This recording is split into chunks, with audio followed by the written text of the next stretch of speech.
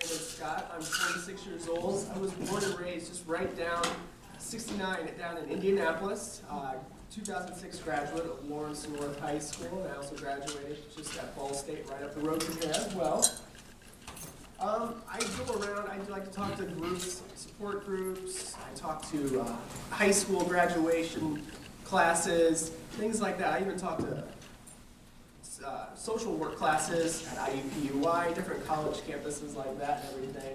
And my main message I really like to tell everybody is just to never give up on anything. No matter what you put your mind to, you can accomplish it, no matter what. There's a poem that was given to me my freshman year of high school by one of my teachers at the time, who's now the principal of the high school. And it's a poem that he told us, a bunch of guys, he said, you guys think this poem might be silly now, but trust me, someday you're going to have this poem still in your wallet, and it's going to be something you turn to over and over again. And he was right. And the poem's called It's All a State of Mind. It goes, if you think you're beaten, you are. If you think you dare not, you don't. If you like to win, but you think you can't, it's almost a cinch you won't. If you think you'll lose, you're lost. For out in the world you find, success begins with a fellow's will, it's all a state of mind. For many a race is lost, or even a step is run, and many a coward fails, even his work's begun. Think big and your deeds will grow, think small and you'll fall behind. Think that you can and you will, it's all a state of mind. If you think you're outclassed, you are. You've got to think high to rise. You've got to assure yourself before you can ever win a prize. Life's battles don't always go to the stronger or faster man, but sooner or later the man who wins is the one who thinks he can. He had us memorize this, and as a 14-year-old teenage boy, you're like, oh, this is silly. Come on, this is just absolutely silly. Now here I am, 26 years old, and that poem's still stuck in my mind. Anytime you need a little bit more motivation, I just realize, hey, I gotta keep it in mind. It's all a state of mind. You can accomplish whatever. And I kept that in mind even throughout my entire life, in everyday things. I kept it in mind in high school when I was a high school wrestler at Lawrence North. Actually, the poem was given to us by our wrestling coach. We recited it as a team before every meet. And it was something that really spoke to all of us. We went on to win back-to-back state championships. And that was, our mantra was, it's all a state of mind. And it was. We just made sure we had that in mind, that our goal was the state title. We went out there and got it. And then as wrestling came to an end, it also stuck with me still as I got into the pool and started competing. Training for the U.S. Paralympic team and everything, for swimming. So I always, before meets, I would always recite that poem. And I remember people on the pool deck would always be like, what are you doing? You close your eyes and you say something to yourself. And I tell them about the poem, and it always stuck with them too. But when it comes into play for everyday life, is a lot of people take things for granted. And a lot of people struggle with different things that most people can't, that they take for granted every day. For me, for instance, it's brushing my teeth, showering, getting dressed in the morning, things like that. Friendships, even. It's that odd-looking guy that's in the wheelchair, and some people are a little intimidated to come up and befriend you. But at the same time, it's also a really good talking piece. People want to come up and, hey, I want to be that guy's friend. So, but the poem has helped in that sense as well. I never let anything get to me as far as public perception, just everyday activities. My mom's always said, if Brandon wants to do something enough, he's going to figure out a way to do it. I figured out a way to help get myself dressed, teeth brushed, learned how to drive. If my mom always said, he wants to do it, he'll figure it out. Another one of the things that you just always kind of struggle with that I've learned to overcome, and I overcame pretty well, I'd say so myself, is, love life, relationships, things like that. As a teenager, you're always wanting to go out on the dates and, go to prom and all those things that most teenage boys want to do. And that was never really in the cards for me growing up. It's tough. As friendly as you can be and everything, a lot of girls just don't want to be the girlfriend of the guy in the wheelchair, Friend, yes. Girlfriend, no. But kept my head held high, kept pushing through, and finally, about a year ago, I met Aaron, he's back in the back of the room, and we are now set to be married next summer, so. You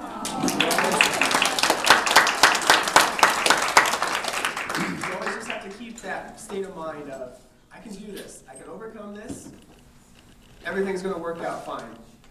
One of the stories that I always turn to, and I like to share about believing in yourself and making the most out of the situation. It's a Bible story that they teach you when you're a little kid. David and Goliath. There is no better story, in my opinion, in the Bible of somebody overcoming shortcomings, overcoming obstacles, overcoming public perception of them to become the hero, to be what they saw themselves as being. David was just a little shepherd boy. His brothers were all fighting in the military. He went and took supplies to them by request of his father.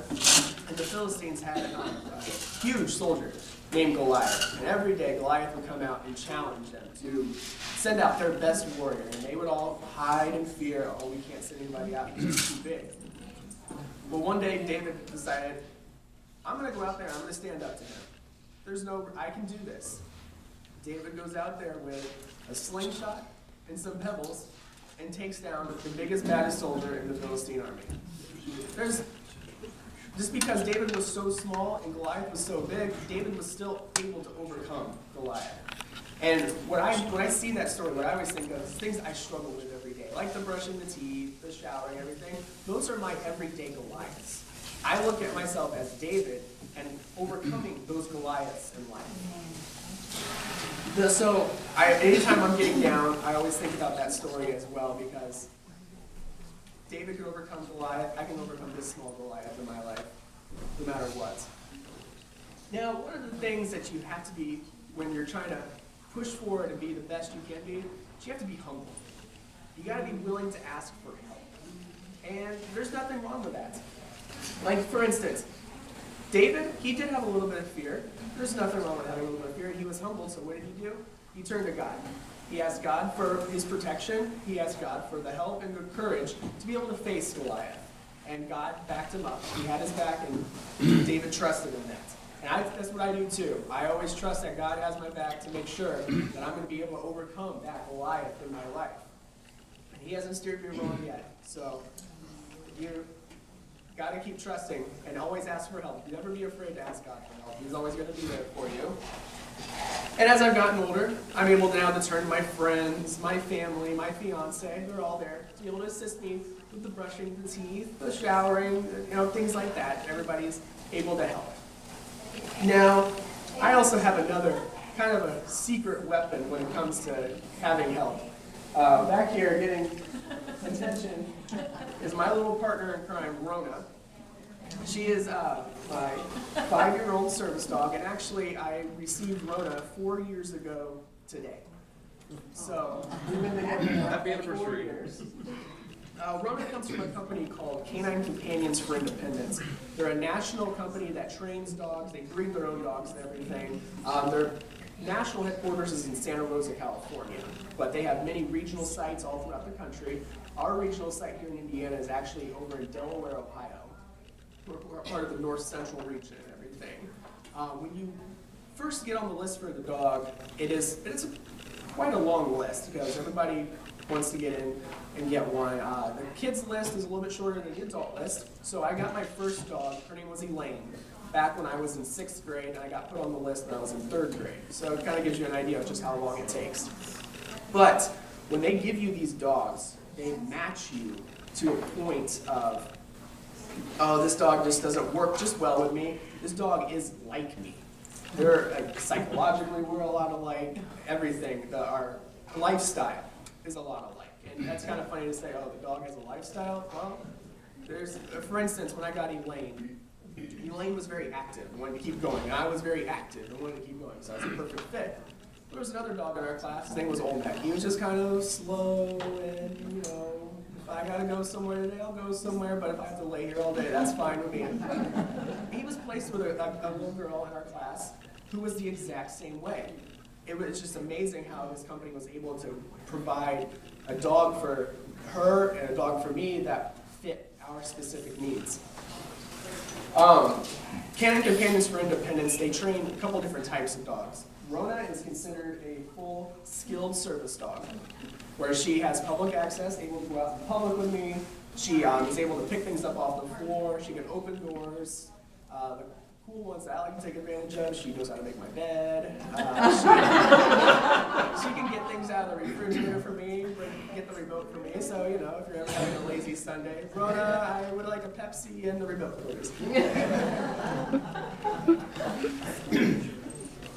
But also more importantly for her, she's also just a companion for me. You know, we're buddies. You lost her. We're buddies, obviously, you know. But a couple other types of dogs that Canine Companions offers are therapy dogs, where people that work in therapy centers, nursing homes, hospitals, even churches can apply for a dog, and the dog would go with them to work as kind of like comfort. Right? If somebody's going through some blood work, or a kid at a hospital is going through blood work or something, the dog can be there for the kid to pet while the doctors are sticking them with the needles and everything. They're just kind of there to help out in therapy centers, nursing homes, just kind of be that buddy for everybody. And then another type of dog is called just a skilled companion. This dog goes to individuals that never usually leave home. They're pretty homebound, and the dog does not have the public access like Rona does or a therapy dog does. But these dogs they know all 61 commands that all the service dogs know that they train. So they're just great pets, really, but they're there specifically for that individual as kind of that comfort. And the final type of dog that they train is called a hearing dog. For people with hearing impairments, the dog will alert them to phones ringing, doorbells ringing, sirens when they're walking down the street if they can't hear a fire truck or something, things like that. So they have a variety of different dogs.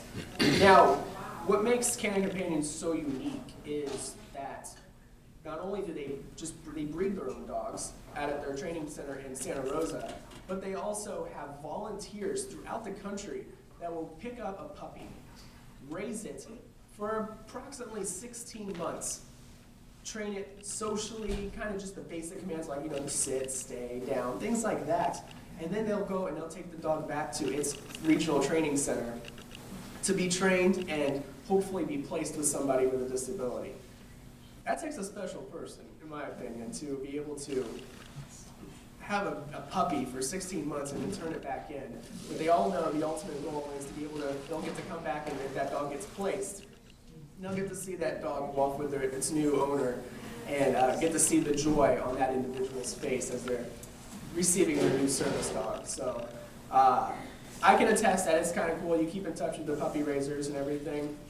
My mom was here. She would definitely probably be in tears right now thinking back to all the times that she's seen the puppy raisers hand over the leash to the new recipient of the dog and everything, and just know how their lives changed from that.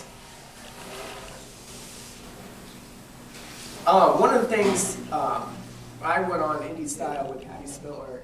We were talking a lot about Canine Companions, but we also were really hitting on a big issue that's out there today that affects anybody with a service animal, and that is the issue of fake service dogs right now. We have airlines, it's becoming a big issue, just being out in public.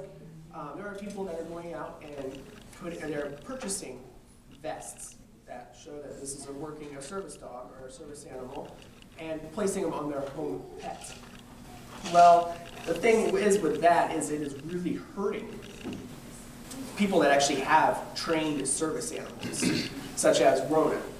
And you go into a restaurant after somebody's had a fake service dog in there that had their own pet in there, and if that dog was misbehaving, well, the owner of that restaurant now sees service dogs as something that's not really good to have, good for business for him, so they start to ban service animals, which by law, they cannot do that. But the law also, not by saying that they cannot ban service animals, there's still some loopholes there for people to be able just to place a vest on the regular pet and pass it off as a service dog. So right now, Patty and I, we're out trying to get as much knowledge out about fake service dogs, and there's a lot of work going on trying to get legislation passed to get a definitive idea of what a service dog is put into the ADA. So that way, people that actually need a service dog, people that use them, that have certified animals, are able to be out in public and use their dog the way they are supposed to.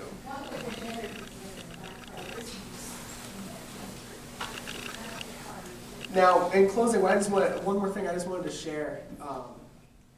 No matter what, if you're asking for help, or you're just keeping everything in mind that you can do whatever you want as long as you just have the right frame of mind, or if you're thinking about David and Goliath and you're trying to overcome your everyday Goliaths, no matter what, there's always going to be people that are going to back you up. I mean, you guys have a great group here, and I'm sure you all have each other's backs in anything that you would all aspire. One of my favorite quotes I wanted to close out on here for you today is by former Olympic wrestler Dan Gable. This is a really simple quote that is really easy to remember, probably easier than the poem, but it's, determination is the strength needed to succeed. And it is. As long as you are determined to succeed, determined to become what you know you can become and want to become, all you need is that determination, and you can become whatever you want.